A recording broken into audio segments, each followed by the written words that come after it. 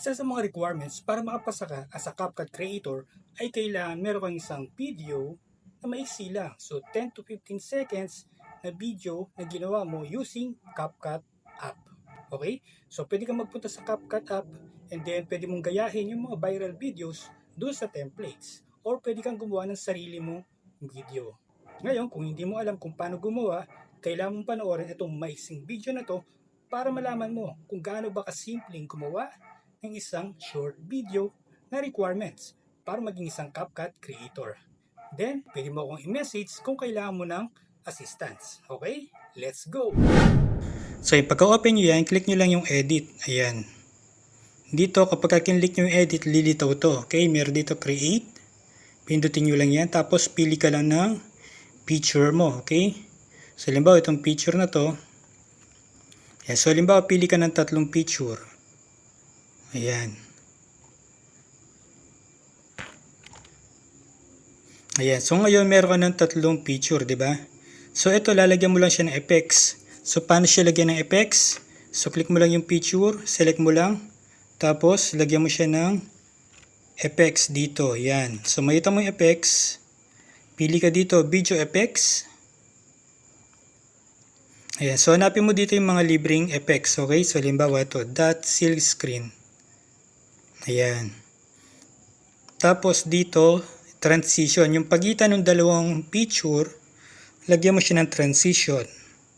Ayan. Pili ka dito ng mga magandang transition na libre. Halimbawa, itong camera. Ayan. So, meron dito pull in. Ayun, di ba? So, ngayon, ito uling isa. Transition uli, yung pagitan ng dulo. So, iba naman yung transition niya. Halimbawa, itong mix. Ayan, pili ka lang ng mga libreng tapos dito. Ayan. Tapos dito, pwede mo uli lagyan ng effects uli. So, click mo lang yung effects o kaya yung animation. Ayan, animation naman. Ayan, so, mag-select ka lang dito ng animation. Halimbawa, itong fade in. Ayun, di ba?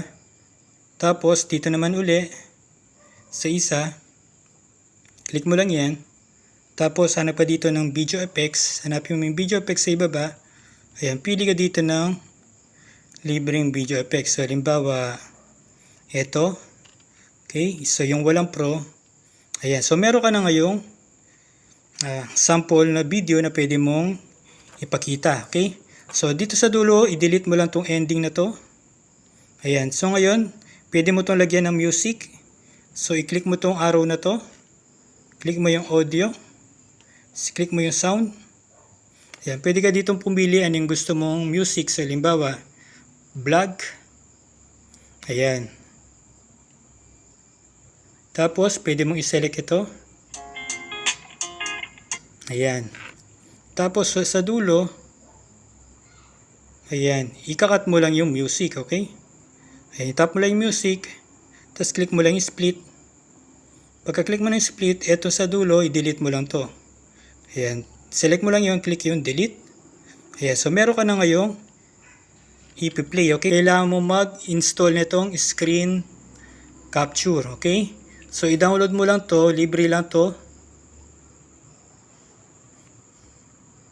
Ayan. So, pagka meron ka niya, i-click mo lang to. Okay, ni-install mo yung screen recorder.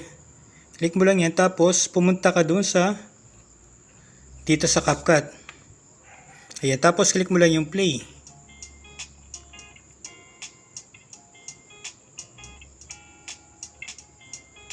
Ayan, kapag ka nag-play na siya, after nag-play, stop mo na to.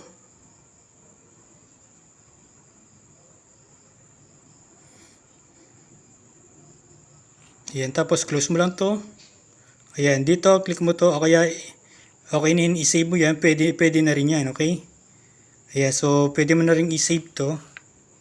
Ayan, click mo to, pwede mong i-precap dito. Alisin mo yung nauna dito, okay? Ayan. Tapos check, click mo lang yung save. Ayan, pagka-save mo dyan, automatic masasave na yan sa iyong cellphone. Ayan, so ngayon punta ka na sa TikTok.